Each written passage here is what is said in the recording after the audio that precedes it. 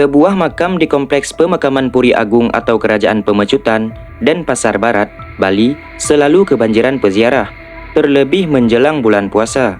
Selain umat Muslim, pemeluk Hindu juga mengkeramatkan makam tersebut.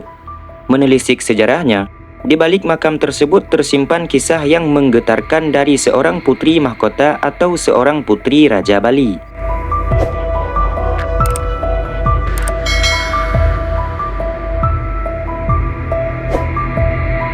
Syahdan, Raja Pemecutan Denpasar, memiliki seorang putri cantik yang amat disayangi. Putri Raja Bali atau Pemecutan itu bernama Gusti Ayu Maderai. Kecantikannya tersohor seantero Bali. Tak sedikit pangeran dari kerajaan lain yang ingin mempersunting sang putri. Saat beranjak remaja, musibah menimpa Gusti Ayu Maderai. Ia terkena penyakit kuning atau yang lebih dikenal sekarang dengan penyakit liver. Bertahun-tahun, penyakit itu tak dapat disembuhkan, meski sejumlah balian atau dukun telah dipanggil untuk mengobati putri kesayangan raja. Kemudian, ayah sang putri mahkota bertapa semedi demi meminta petunjuk kepada Tuhan Yang Maha Esa untuk kesembuhan sang putri. Jero Mangku I Made Puger, juru kunci makam Raden Ayu Pemecutan alias Raden Ayu Siti Khotijah, pernah mengatakan, ayah Gusti Ayu Maderai mendapat pawisik atau bisikan dari Yang Maha Kuasa agar beliau memerintahkan seluruh patih kerajaan untuk mempersiapkan pengumuman sayembara. Pengumuman sayembara itu dilakukan tak hanya di Bali. Kesempatan juga terbuka bagi kerajaan lain di luar Bali. Ada dua titah raja pada sayembara tersebut. Pertama, barang siapa yang dapat mengobati dan menyembuhkan penyakit anaknya, kalau dia perempuan, akan diangkat menjadi anak angkat raja. Kedua, kalau dia laki-laki, jika memang jodohnya, maka akan dinikahkan dengan tuan putri. Sabda sayembara Raja Pemecutan didengar oleh ulama dari Yogyakarta.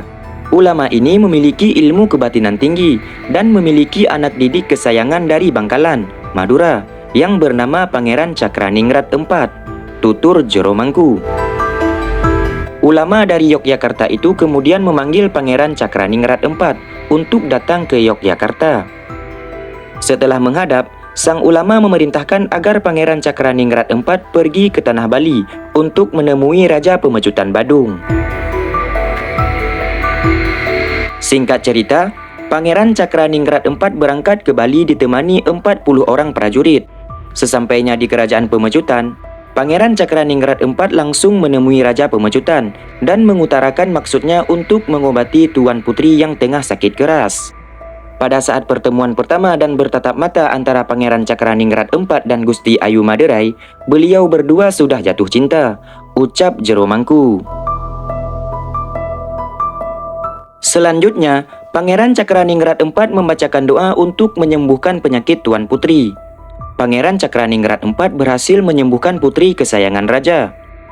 Sesuai janji raja, keduanya pun dinikahkan. Bukan karena janji semata, pernikahan itu memang dilandasi cinta oleh Pangeran Cakraningrat IV dan Gusti Ayu Maderai. Beberapa saat setelah menikah, Pangeran Cakraningrat IV mohon pamit kembali ke Bangkalan, Madura. Gusti Ayu Maderai yang telah sah menjadi istrinya juga diajak ikut serta. Di Bangkalan, Madura, kedua mempelai diupacarai secara Islami. Gusti Ayu Maderai menjadi mu'alaf atau pemeluk agama Islam. Nama beliau diubah menjadi Raden Ayu Siti Khotijah alias Raden Ayu Pemecutan. Setelah memeluk agama Islam, Raden Ayu Siti Khotijah rajin menunaikan kewajiban agama. Salat 5 waktu tak pernah ditinggalkan oleh istri keempat Pangeran Cakraningrat IV itu. Suatu hari, Raden Ayu Siti Khotijah meminta izin kepada suaminya, Pangeran Cakraningrat IV, untuk pulang sebentar ke kampung halamannya di Bali. Beliau rindu dengan ayah, ibu, dan keluarga besar kerajaan Pemecutan. Pangeran Cakraningrat IV mengizinkan beliau untuk pulang ke Bali. Beliau memerintahkan pengawal dan dayang-dayang sebanyak 40 orang untuk mengawal Raden Ayu Siti Khotijah, kata Jero Mangku.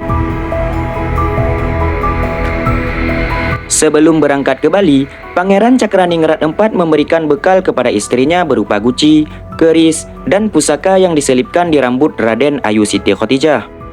Dalam perjalanan Raden Ayu Siti Khotijah dari Tanah Bangkalan menuju Bali, keluarga besar Kerajaan Pemecutan tengah mempersiapkan upacara Maligia. Sebagai informasi tambahan, upacara Maligia adalah salah satu bentuk upacara penyucian yang dilakukan dalam kepercayaan agama Hindu. Salah satu prosesi pokok dalam upacara ini adalah Purwa Daksina, yaitu perjalanan dari timur ke selatan. Sesampainya di Kerajaan Pemecutan, Raden Ayu Siti Khotijah dan rombongan disambut baik oleh keluarga besarnya. Saat maghrib tiba, Raden Ayu Siti Khotijah menunaikan solat di Merajan Istana, tempat suci bagi umat Hindu.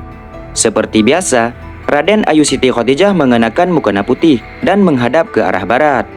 Patih kerajaan melihat Raden Siti Ayu Khotijah tengah menunaikan kewajibannya sebagai muslim.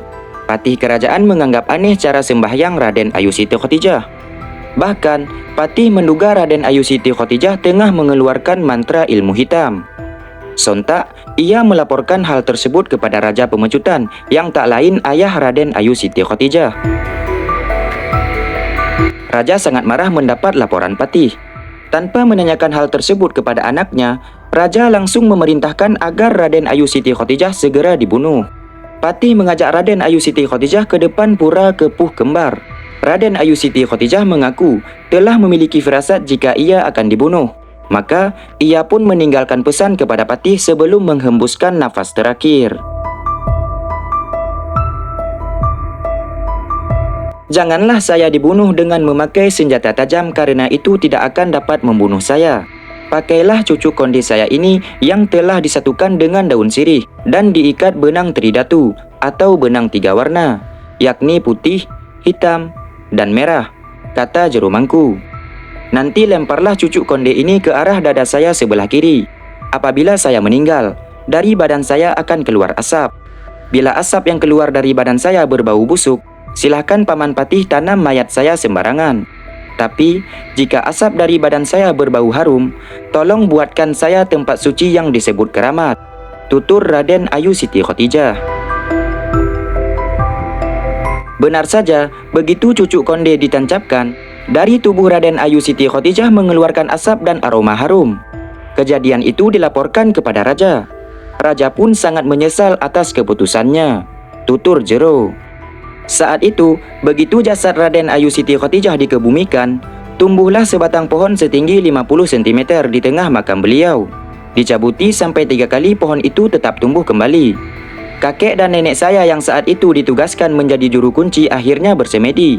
Dalam semedi itu, Raden Ayu Siti Khotijah berpesan agar pohon yang tumbuh di tengah makam dipelihara dengan baik karena pohon ini tumbuh dari rambut beliau. Melalui pohon ini, Allah Subhanahu wa Ta'ala memberi mukjizat dan rezeki kepada orang yang berziarah, kata Jero. Hingga kini, pohon tersebut terus menjulang tinggi. Orang-orang menyebutnya pohon rambut atau taru rambut. Semoga video ini bisa meningkatkan pengetahuan dan membuka wawasan kita semua.